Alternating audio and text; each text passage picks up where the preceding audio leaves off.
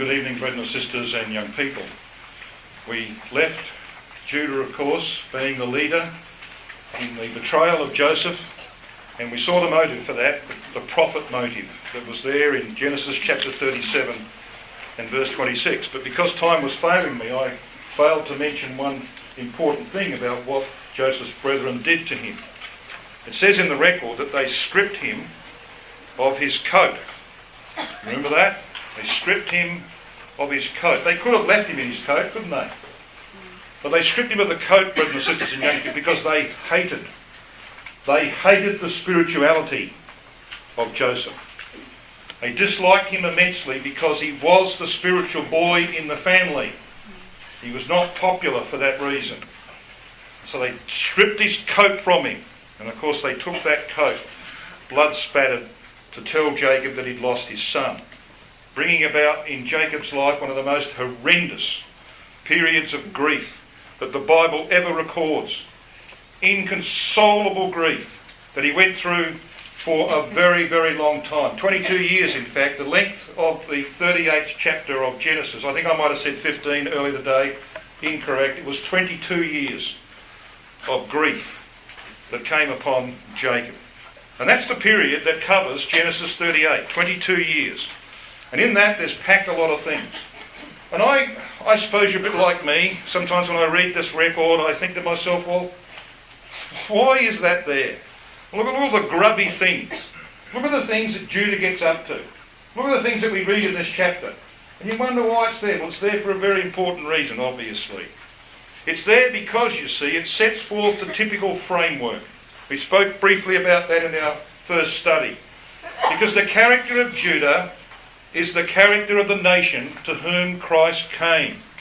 So what was Judah's problem? So let's just briefly summarise what we've just read in Genesis 38.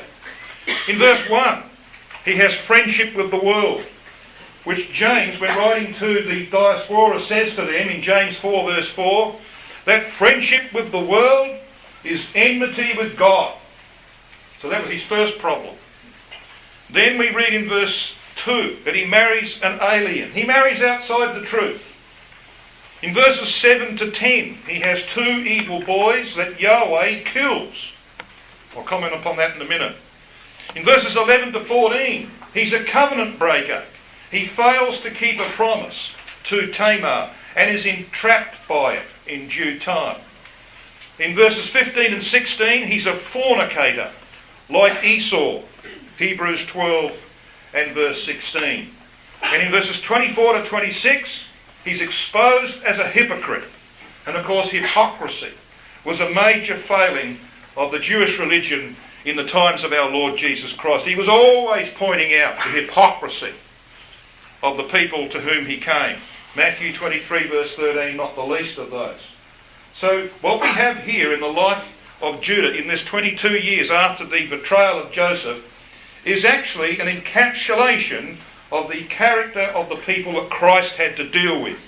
Now I don't want to spend too much time on the grubby details, but we do have to spend a bit of time on it. Because you see, the meaty part of this study is actually at the end when you're all asleep.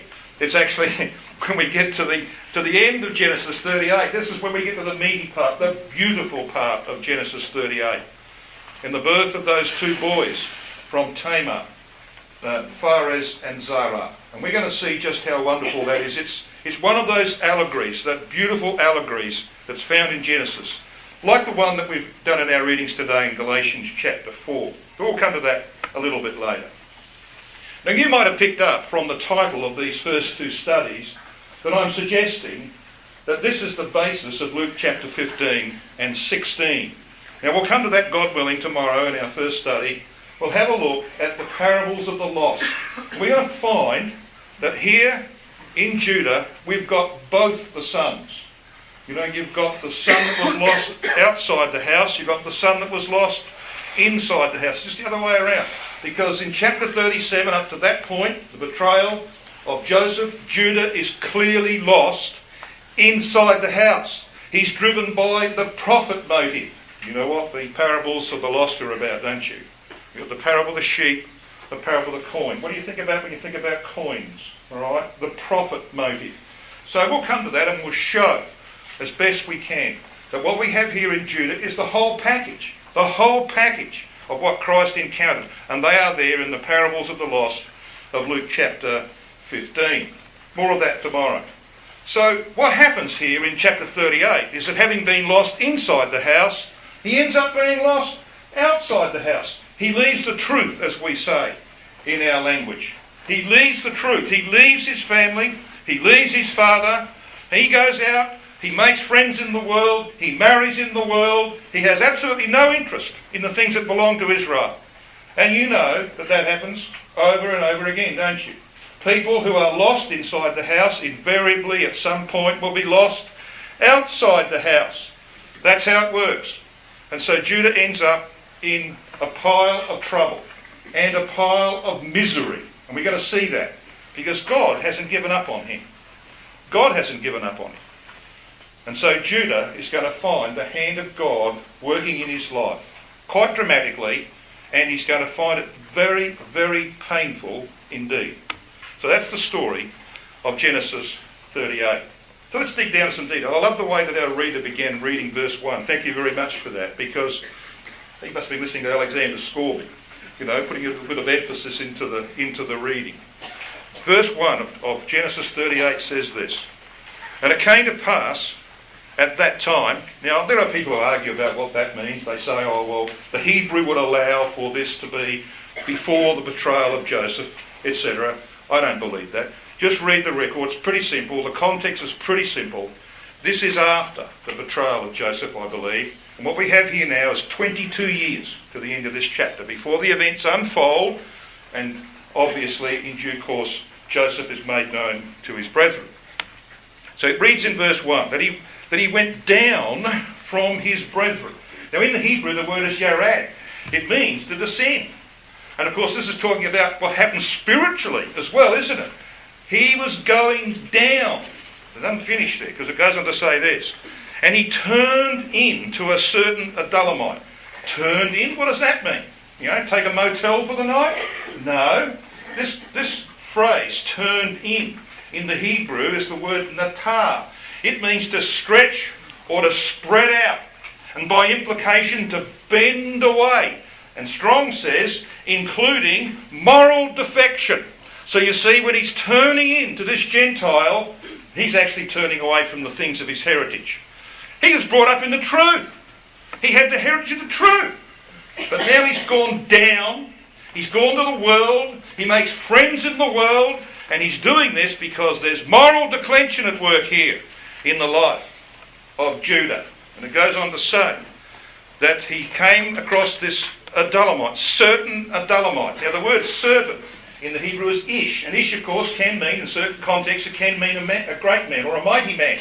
He's clearly a man of some standing among the Canaanites. And it goes on to say his name was Hira. Hira means a noble family, in the sense of splendour. So, you can put a picture together, can't you? Here is Judah. He's driven by the prophet motive. We know that from Genesis 37:26. What prophet is there? And being driven by the prophet motive, not having a real interest in the truth, he decides to forsake his family. He's going to leave the truth and go down and make his peace with the Canaanites and get involved with them. And he gets involved with a very prominent Canaanite. And of course, when you do this, what happens? Well, there are women there as well, and some of them are nice-looking women. Yeah, you could write the script, couldn't you? It happens over and over again. Look at verse 2. And Judah saw there. All right? Judah saw there. That's what happens. A certain Canaanite, whose name was Shua, and he took her and went in unto her. So Judah was 39 years of age. He was as yet unmarried. He now marries into the world. And of course, what comes out of that, what is produced by that, of course, is a dysfunctional family. So dysfunctional that God has to get involved to try and sort it out. Now that is a very, very sad story. It's sad because it happens all too often. True? Happens all too often. When young people or younger people lose sight of the heritage that they were given You know, I often say when I stand before teenagers at Bible school, I might say it again tonight after this meeting, I often say that the greatest blessing that God ever gave me was that I was born into a Christadelphian family. But I don't think I'd be in the truth if it wasn't for that fact, brothers and sisters. I think that's the greatest blessing that God ever gave me. But not everybody realises that, do they? And Judah didn't realise that. He didn't appreciate the heritage that he had. And sadly we see it over and over again. So there's a lesson to be learned here for our younger people. Appreciate the heritage that you were given by the accident of birth. Yeah, accident of birth. A lot of people out there who know nothing about the truth because they weren't born, and they'll probably never come to it until the kingdom age perhaps. And that is a great blessing if you realise it. Judah didn't.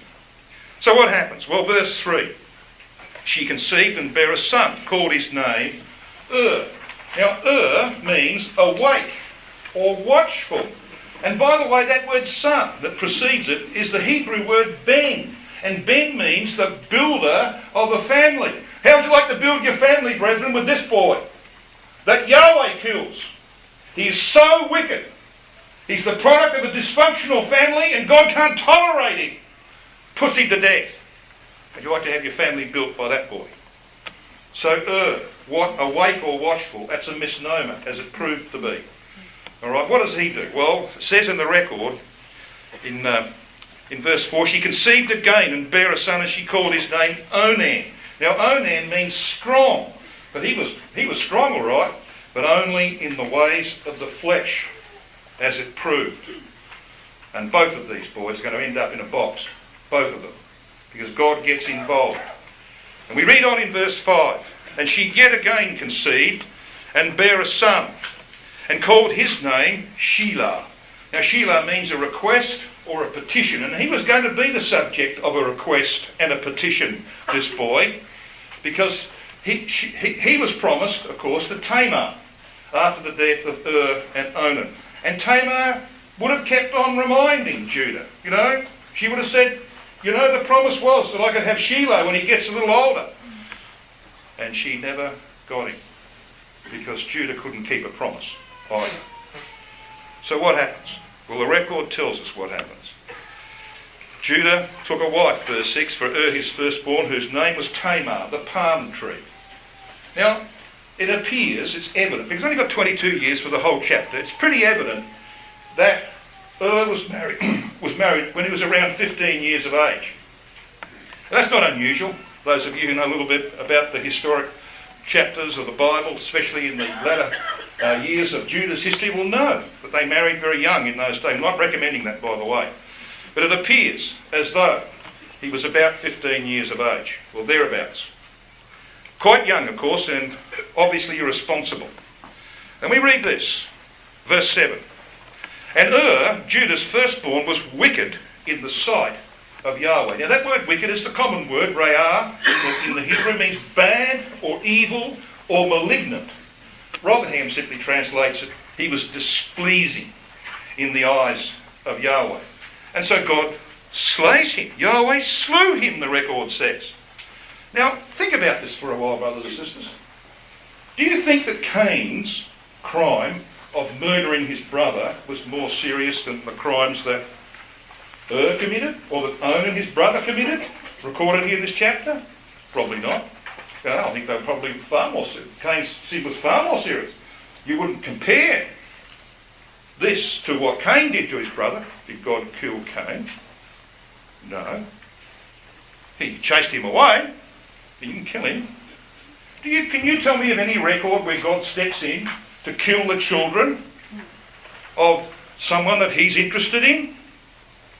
It's rare, isn't it? So why? Why does God kill and then Onan for his behaviour? Well, there's only one reason. There's only one possible reason. It's God at work to convert Judah. He's doing it deliberately. Well, these boys deserved it, but he's doing it deliberately because he's about the process of converting Judah. He wants Judah to know the heartache that he brought to Joseph and to Jacob, And he wants him to go through the same grief, the same process, until he becomes sensitive to that. And that's where Judah ended up. He became very, very sensitive to the pain of his father Jacob. So God is at work here. And Judah acknowledges that in Genesis 44, that God was at work. So we read on. What about his brother Onan? Well, verse 8. And Judah said to Onan, go in unto thy brother's wife and marry her and raise up seed to thy brother. So we here have, of course, the introduction of the levirate principle. Became the levirate law under the law of Moses in due course, where if your brother died and he didn't have any seed to continue on the inheritance, then you went in, you took his wife and produced seed for your brother. So this was a principle being established very early in the... Now where did he learn this from? Well, he would have learned it, wouldn't he? From Jacob and from Isaac and others that he had reason to listen to as a young man or young boy. He would have learnt this principle. So he applies it here, but it doesn't work. Verse 9. And Onan knew that the seed should not be his. And it came to pass when he went in unto his brother's wife, he spilled it on the ground, lest that he should give seed to his brother. So what is animating Onan? The very same principle that animated his father, Judah. What? Profit.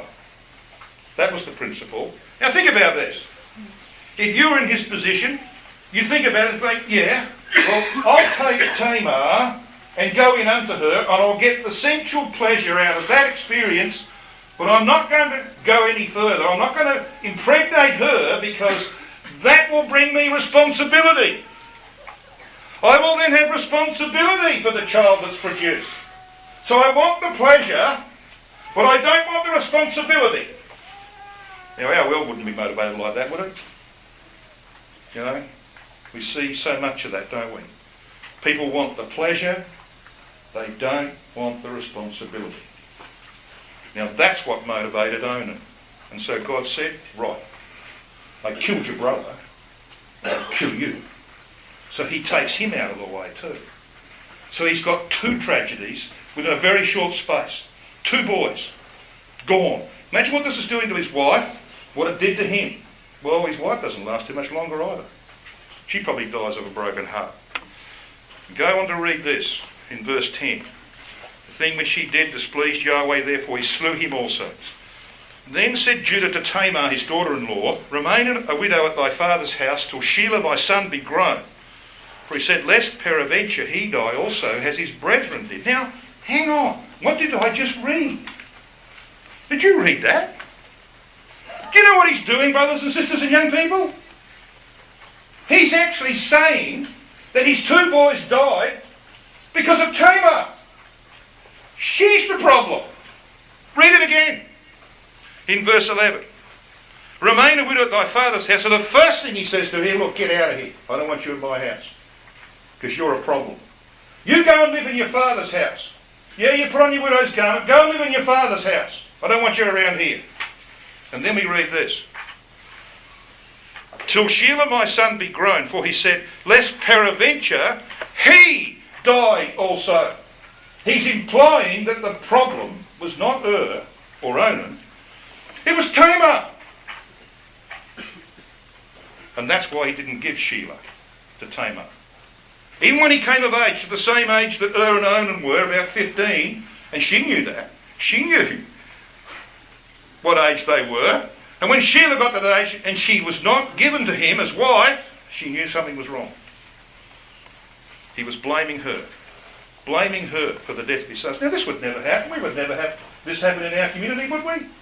Where the wheels fall off in a family, and it's obvious why, because it's a dysfunctional family, and the truth's not upheld properly. And we wouldn't blame anybody else for that, would we? Oh, I happen to know it happens. We can never see, can we? We can never see the problems in our own. Jacob couldn't see the problem with Rachel. Remember the perfunctory search that he made of her tent? You ever look at the record of Genesis where it tells us that he searched the tent in Genesis 31. He went to Jacob's tent, then he went to Leah's tent, then he went to the handmaid's tent, Then he went to Leah's tent. Then he went to Rachel's tent. He suspected Leah.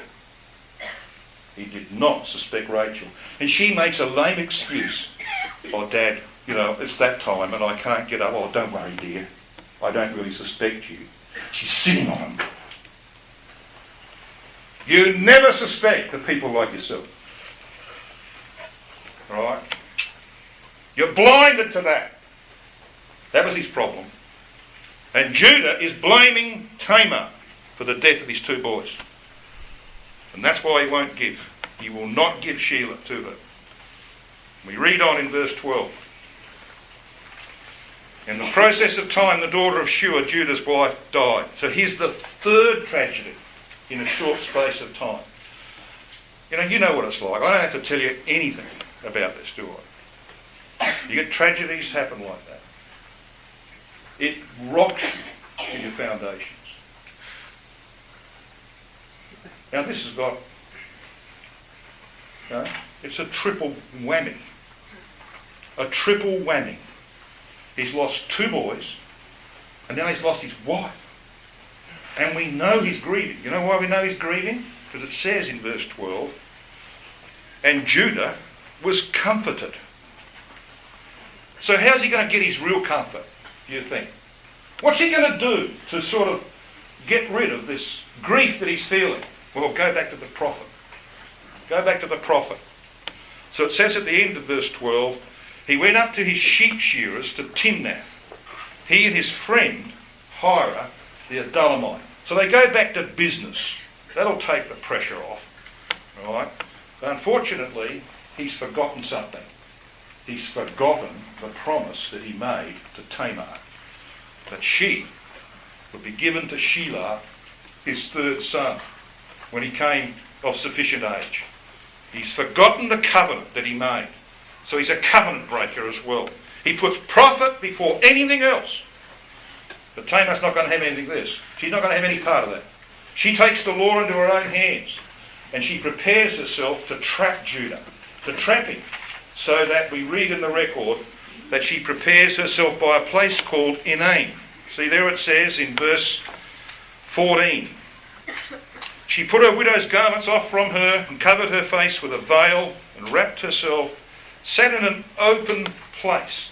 Now, reference here, this word open in the Hebrew is actually a proper name of a town on the way to Timnath. And by the way, the Timnath here is not the Timnath of Samson of Judges chapter 14. This is not the assigned portion where Samson gets himself into trouble. It's another one in Judah. So here we've got this little place called Enaim. That's how Rotherham, for example, translates it. He says, she sat down in the entrance, that is the opening, to Enaim. So she finds this town and she knows it's on the route between where Judah leaves home to go down to his sheep shearers. She sits in the gate and plays, as it were, the harlot.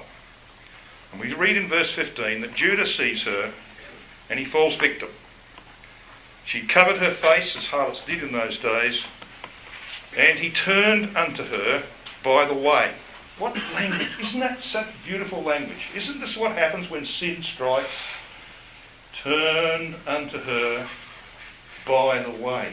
We're all in the way, and we sometimes turn out of the way, don't we? We lose sight of the objective. We turn out of the way. That's what Judah does. Turned in unto what he thought was a harlot, his daughter-in-law, waiting to entrap him. The record says in brackets, for he knew not that she was his daughter-in-law. And so she asks for some kind of guarantee that he will send the kid that he offers. What are you going to give me as a guarantee? Well, thy signet, verse 18. She said, thy signet, and thy bracelets, and thy staff that is in thy hand. You know, to all of these things, brothers and sisters and young people, have relationship to the heritage that Judah had. The signet, the Hebrew word means the seal or the signet. There are 14 occurrences of that word in the Old Testament. It relates to the tribes of Israel in Exodus 28 verse 11, and the kingship of Judah in Jeremiah 22 and verse 24, and Haggai chapter 2 and verse 23. So these things have to do with the heritage that Judah had been given, and he's giving it away. He's throwing it away as though it's nothing. Treats it with contempt. And that, of course, is still a problem today. We can treat our heritage with contempt. So here is this woman, and he thought, verse 15 says, he thought her to be a harlot. And that word thought happens to be the word chashad. And of the 124 occurrences of that word, the first and the last one are very illuminating. Because you see, the first one is in Genesis chapter 15 verse 6. When God counted to Abraham his faith for righteousness. He counted. The word counted is this word that is rendered here thought. And the last occurrence is in Malachi 3:16. When Yahweh makes up his jewels, it says, they will be a certain quality of people. Those who thought upon his name. That's your word. So you see, its first and last occurrences tell us something about that word. He thought her to be a harlot. He counted her to be a harlot. And he discounted his heritage. That's this man Judah. He's in deep trouble, is Judah. And so we go on to read what happens. Now, we don't have to go into the gory details. But of course, when he sends his friend... Now think about this. He sends his friend. If you've gone out and consorted with a woman of ill repute, you're going to go down and ask your friend to go and find her? Would you do that? I don't think I would. I think I'd go myself. I wouldn't want to be embarrassed. But Judah doesn't care. Look at this record, verse 20. And Judah sent the kid by the hand of his friend the Adullamite to receive his pledge from the woman's hand, but he found her not. Then he asked the men at that place, saying, where is the harlot that was in the gate of this place called Enaim, by the wayside? Well, I said there was no harlot in this place. What are you talking about? We don't have harlots around here. Now, in the Hebrew, this is a different word for harlot. The word that is used back in verse 15 simply means a harlot. You know? But the word that is used here, brethren and sisters and young people, in verse 21, is a different word. It's the word Kadesha. It means a female temple prostitute or a harlot. So that Rotherham translates it, where is the devotee? She that was in the name by the way. Where's that woman that's that's used as a prostitute in the temple services of the Baal worshippers? Where's she? We got no one like that here, they say. There's no one like that here. And so he returned to Judah in verse 22 and said, I can't find her. And the men of the place said there was no such person there anyway. And Judah said, let her take it to her. I don't care about the signet. I don't care about the staff and the bracelets, all of which have some connection with my heritage.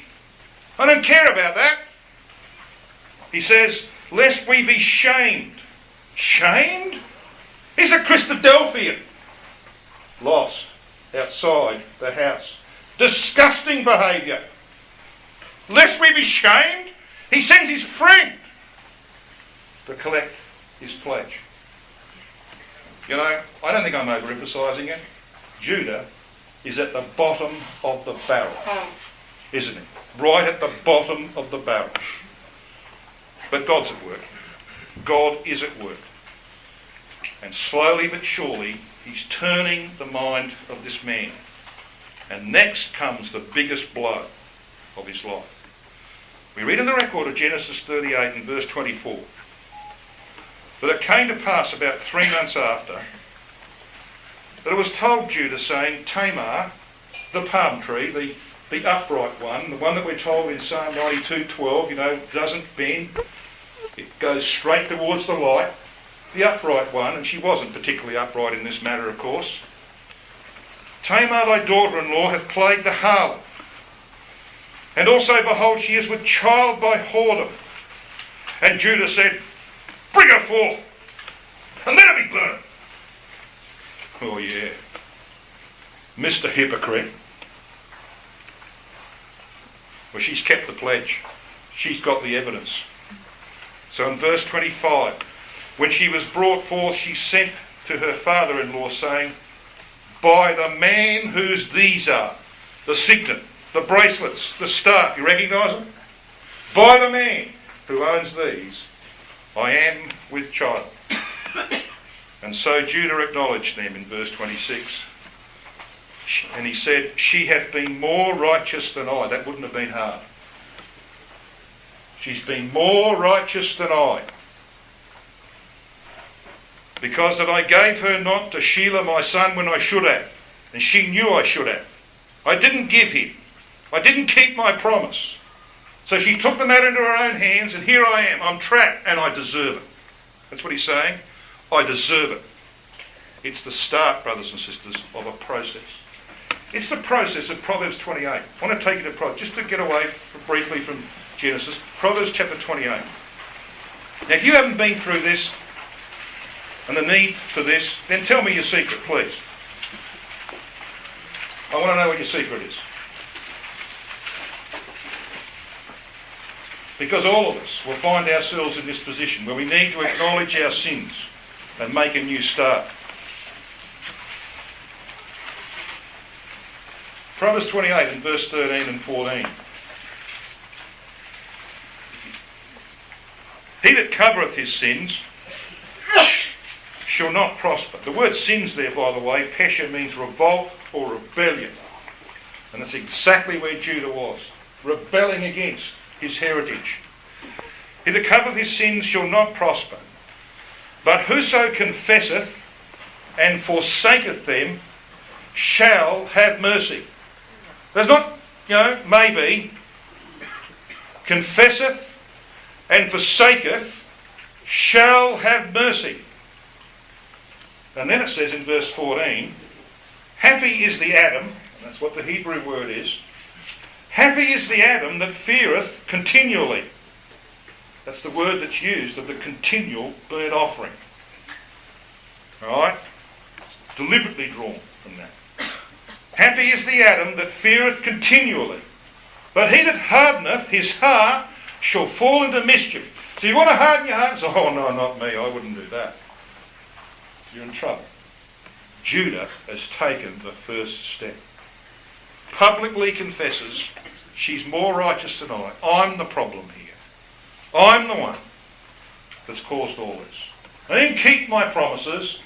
I messed around. No, it's the start. It's the beginning of the process of recovery. And most of us, probably all of us, have got to go through that at some point or another. So we come back to Genesis 38. So here we come now to the real core of Genesis 38. The birth of Phares and Zara. Verse 27 we read, and it came to pass in the time of her travail that, behold, twins were in her womb. Now, Jacob and Esau were diverse twins. It is evident, it's quite apparent, that Phares and Zara, born of Tamar, were virtually identical twins. And I want to demonstrate that to you. And it's very important because it's all part of the allegory that's presented here, as we shall see. It goes on to say in verse 28, and it came to pass when she travailed that the one put out his hand, and the midwife took and bound upon his hand a scarlet thread, saying, this came out first. Now, not all of us here will be experts in childbirth. My wife never gave birth to twins, so I don't understand the birth of twins. But I understand this, that if a baby is being born and its arm appears, then it's very unlikely that the other twin is going to be born before him. True? So you see, just as God was involved in the death of and Onan, because Onan's motivation was exactly the same as Judah's motivation, God's involved here too.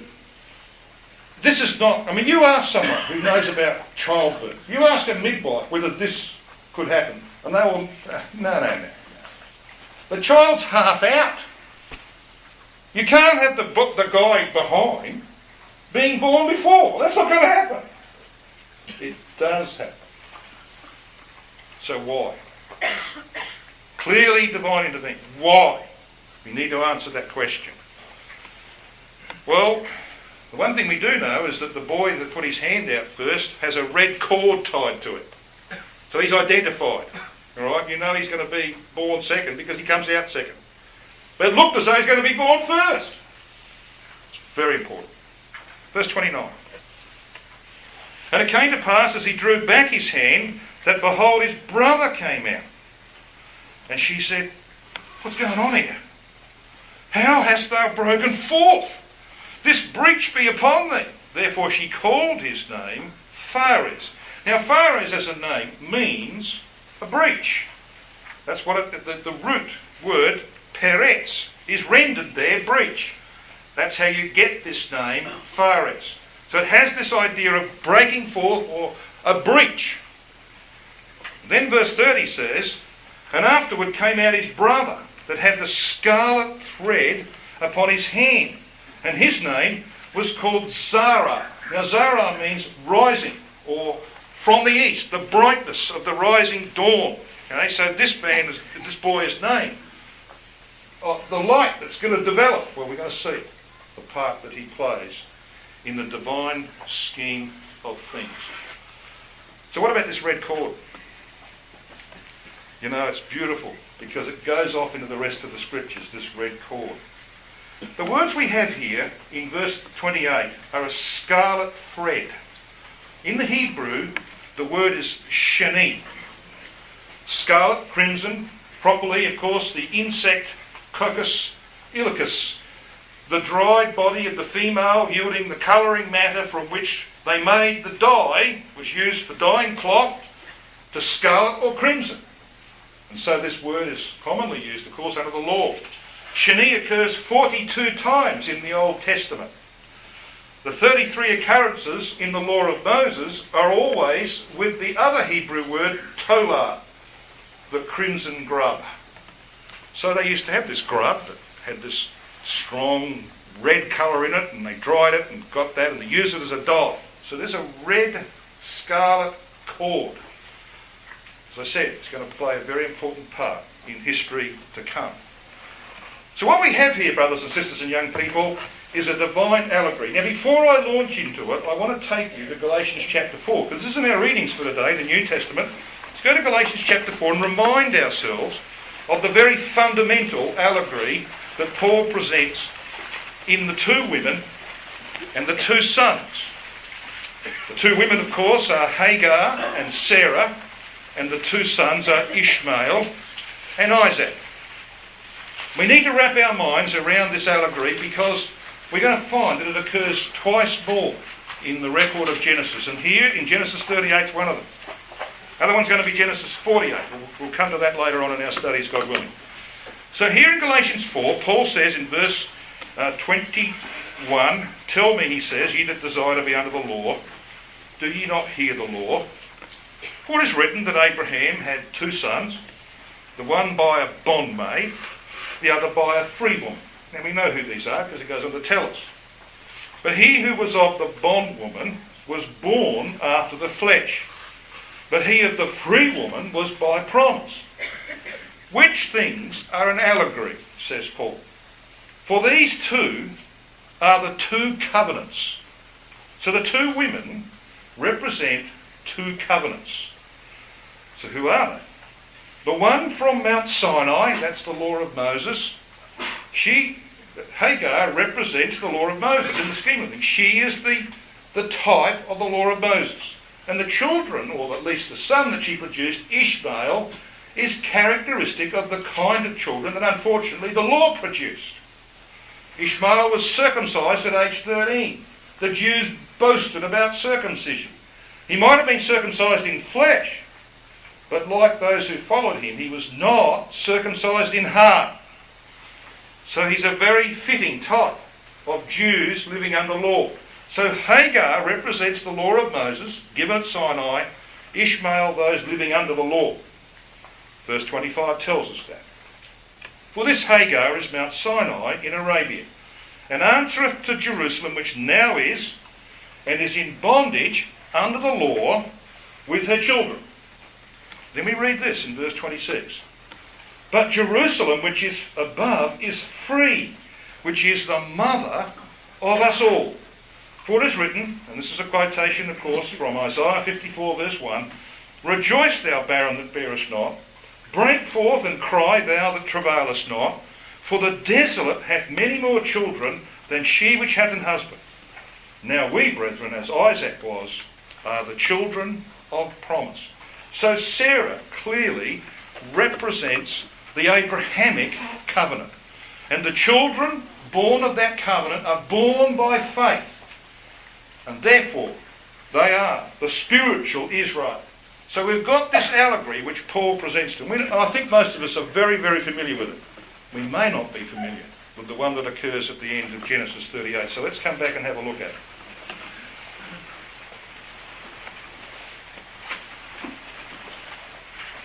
So which came first in the order of things? The Abrahamic covenant or the Mosaic covenant? You answer me, they were 430 years apart. The Abrahamic covenant came well before the law of Moses. True? 430 years. So the Abrahamic's first, the law of Moses is second. So who was going to be born first here? Well, Zara. He was the one that popped his hand out. And the red cord goes around it. Then he pulls his hand back and his brother pops out before him. Yeah, that's exactly how it happened. God gave the Abrahamic covenant first, brethren and sisters, but it was not confirmed until the sacrifice of Christ. It came first in the order of things, but it was not confirmed until Christ came and made the sacrifice to confirm the promises made to the fathers. What about the Mosaic? Well, that was confirmed in Exodus 24. When Moses took... Let's have a look at Exodus 24. Because it actually talks there about the firstborns who do the job of priests. And we read this, verse 3 of Exodus 24. And Moses came and told the people all the words of Yahweh and all the judgments, and all the people answered with one voice and said, All the words which Yahweh has said will we do. And Moses wrote all the words, rose up early in the morning. He built an altar. He made 12 pillars to represent the 12 tribes of Israel. And he sent, in verse 5, the young men of the children of Israel. So who were they? Well, not just any ordinary young men. These were the firstborn. You know the ones that were swapped for the Levites in Numbers chapter 3? Before the Levites were appointed as the priestly tribe, it was the young men, the firstborn of Israel, that were the priests of Israel. So they were the ones who brought the offerings here. So what does Moses do with them? Well, he takes the blood in verse 6, puts it in basins, and he sprinkles on the altar in verse 6. In verse 7, he takes the book of the covenant, and he sprinkles that after reading it in the audience of the people, and he sprinkles the people in verse 8. So you see the law of Moses was confirmed by blood at Mount Sinai. That's why you see at the beginning of Exodus 24 it says that the people of Israel couldn't come near the mountain and only Moses was to go near Yahweh. But later on in Exodus 24 you read in verses 9 to 11 that 70, Nadab and Abihu and 70 others went up to have a fellowship meal. God was in fellowship with Israel. The law of Moses had been confirmed by blood. It was going to be a long, long time before the Abrahamic covenant would be confirmed by the blood of Christ. So the Abrahamic comes first in the order of delivery, but it's second. Now I want to show you two passages where Paul talks about this. Hebrews chapter 8.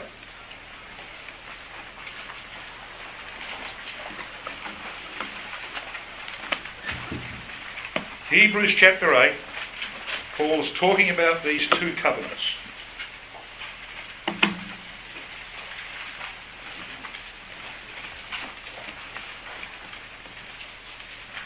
He says in verse 7, for if that first covenant, and by that of course he means the law of Moses, first to be ratified by blood, that first covenant had been faultless, then should no place have been sought for the second. So the Abrahamic is called the second. But hang on, the Abrahamic covenant was given 430 years before the law. Yeah, it was. But it was not ratified by blood, not confirmed by the sacrifice of Christ. So Paul calls it the second. Now have a look at Hebrews chapter 10 and verse 9. How are you coping with that? All right? Managing it? It's all part of this wonderful allegory in Genesis 38. Hebrews chapter 10 and verse 9. Then said he, Lo, I come to do thy will, O God. He taketh away the first, meaning the law of Moses, that he may establish the second, meaning the Abrahamic. All right? So Paul calls the law of Moses the first and the Abrahamic the second. Even though the Abrahamic was given before. It was born, as it were, in a sense, born before the Mosaic. That's exactly what happens in Genesis chapter 38, isn't it? You've got the boy, Sarah, putting his hand out, but then it's drawn back, and you've got his brother coming out before him. So then, that's the allegory presented to us. Zara is the Abrahamic, and what I said about these two boys is very important, because unlike Esau and Jacob, who were diverse twins, Pharez and Zara were probably quite normal twins, and therefore virtually identical. And like the Abrahamic covenant, Zara appeared first, was not confirmed. 430 years later, the Mosaic covenant superseded the Abrahamic for a time as the schoolmaster that would lead Israel to Christ. And Christ finally came and confirmed the Abrahamic covenant by his sacrifice. But you see, the Mosaic covenant was introduced because of transgressions, or if I might use the word, breaches. The law of Moses was introduced because of breaches. What was his name? Pharez. Breach. In a sense, it was a breach, wasn't it? Bursting out before his brother. The law of Moses, however, was not opposed to the Abrahamic. And Christ came to fulfill it as he did, not to destroy it, as he said in Matthew chapter 5. Hence, the law, in a sense, was a twin. All of that is there in Genesis chapter 38. So why is it important? Well, it's important for this reason. In Ruth chapter 4, just come to Ruth 4. In Ruth chapter 4, this is what we read about the lineage of our Lord Jesus Christ through David. Ruth 4 and verse 18.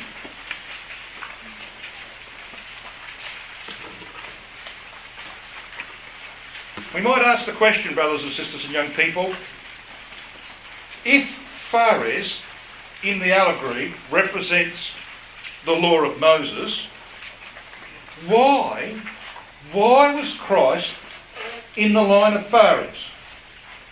I want to answer that question. We're told that in verse 18 of Ruth 4 it says, Now these are the generations of Pharez. Pharez begat Hezron, Hezron begat Ram, Ram begat Amminadab, begat Nashon, begat Salmon, begat Boaz. Verse 21, Boaz begat Obed. Verse 22, Obed begat Jesse, and Jesse begat David.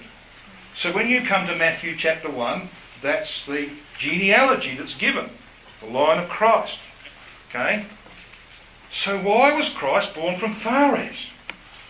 Well, because Paul says in Galatians 4 verse 4, that Jesus Christ was born of a woman, born under the law. He had to be in that line. He had to come through that line. But why did he come? Well, Paul explains it in a beautiful passage. And that passage is Romans chapter 15 and verse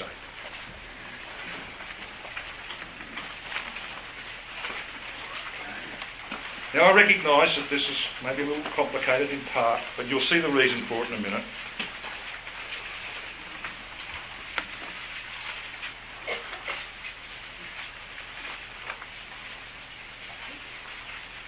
Romans 15 and at verse 8 we read this. Now I say that Jesus Christ was a minister of the circumcision. Notice this. A minister of the circumcision, the Jews, for the truth of God. What for?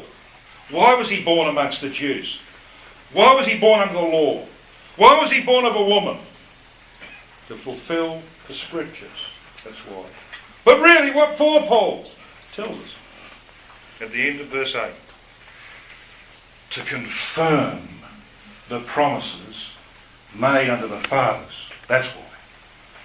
Because the Abrahamic covenant, the second, had to be ratified by blood, and that was the blood of Jesus Christ. So that's why Christ had to come through fathers. But he came to confirm the promises made to Abraham, represented by a boy with a red cord on his hand. Alright? Now come with me to Joshua chapter 2. And while you're coming to Joshua 2, we'll get to this in due course, God willing, to Matthew chapter 1. Matthew chapter 1, and you can have a read of this prior to if you wish. It does something quite incredible.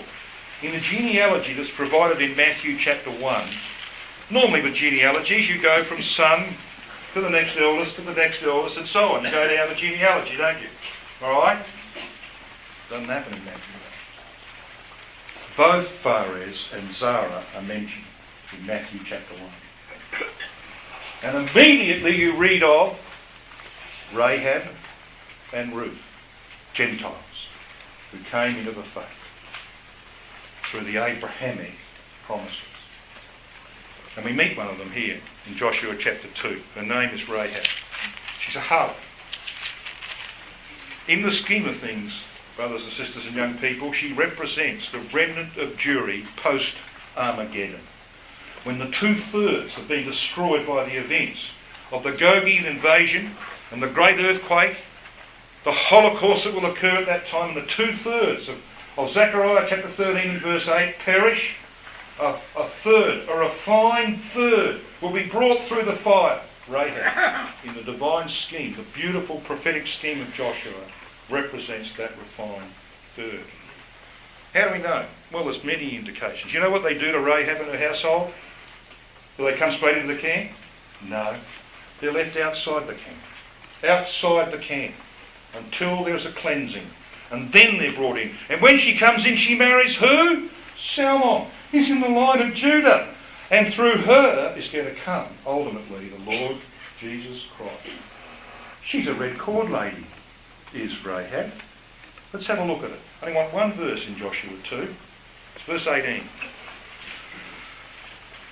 Because you know the story, don't you? You know how she receives the spies? She lets them down by a cord. Yeah, a red cord.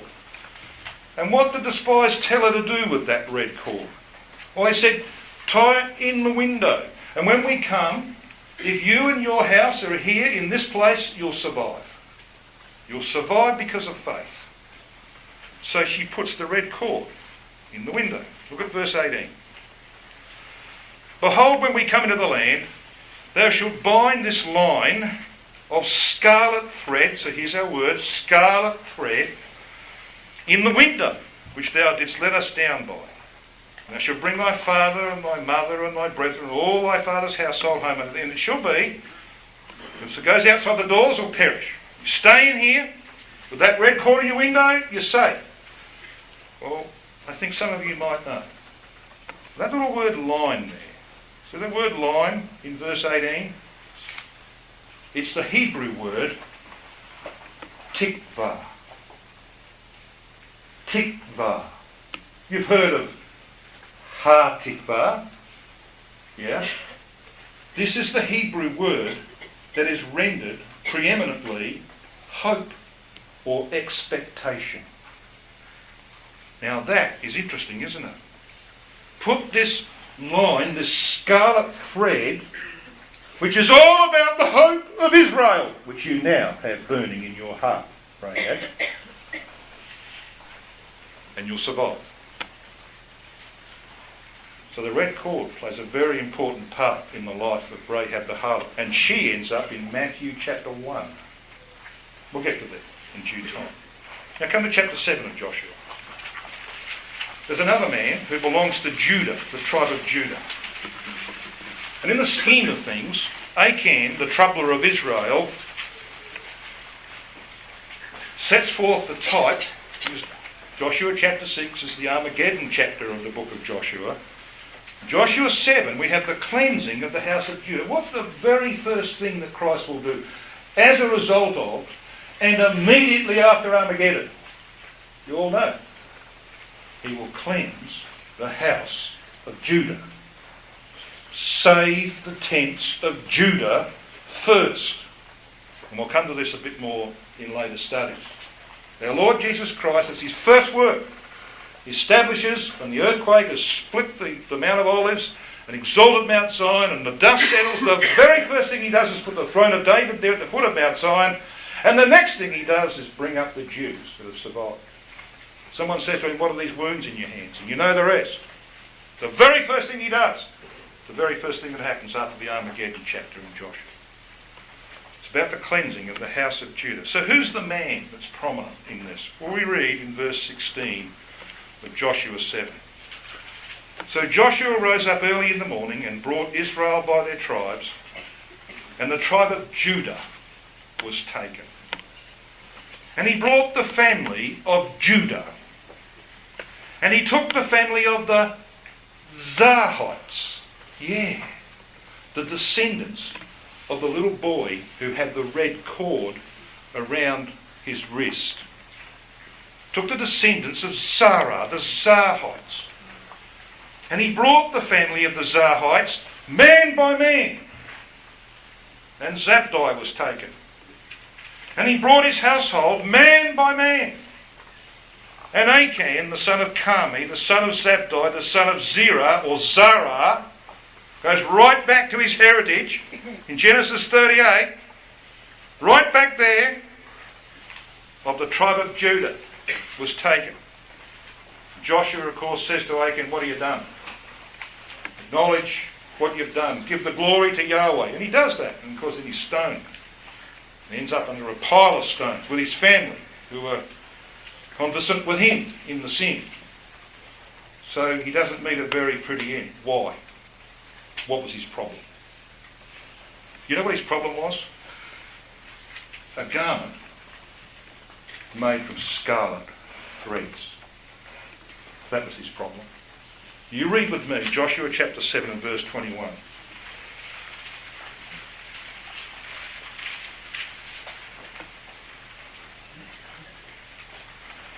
When I saw among the spoils a goodly Babylonish garment, don't need to read the rest. If we were doing this from a different perspective, we would read the rest.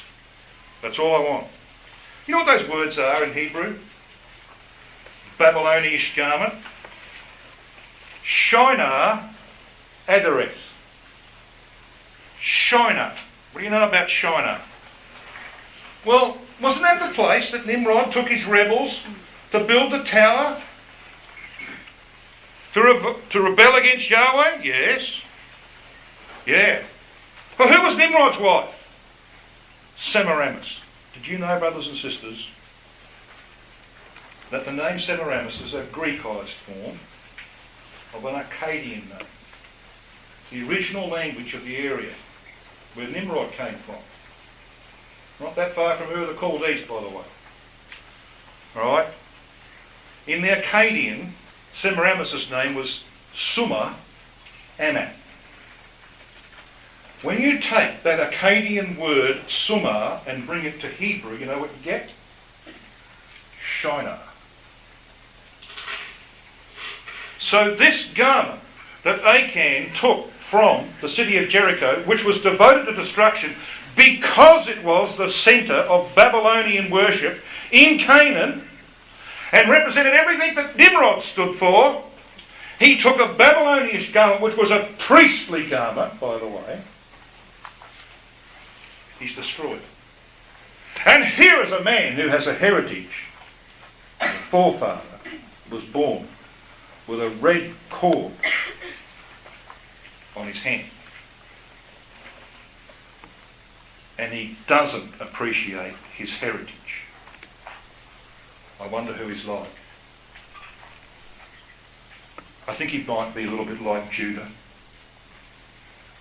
who doesn't appreciate his heritage. But there's a woman who puts a red cord in a window who's only just heard about the truth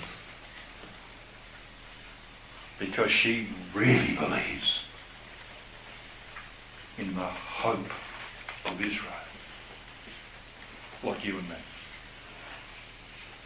So we've set the basis. The stage is set for the recovery of Judah in the events of Genesis 38.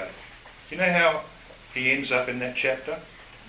Bereft of two sons, bereft of a wife, publicly humiliated, has the birth of these two boys in the most unusual circumstances, and then you know what happens? Drought hits. And all his profit making and all his prosperity goes out the window, and he's forced back to his home. He goes back to Jacob, and things are happening in his mind. In our next study, God willing, we're going to see that the setting of the stage by Yahweh, working in this man's life, is bringing about a gradual change. A series of disasters involving personal loss have made him now reflective of the sufferings and the grief of others, especially of his father Jacob.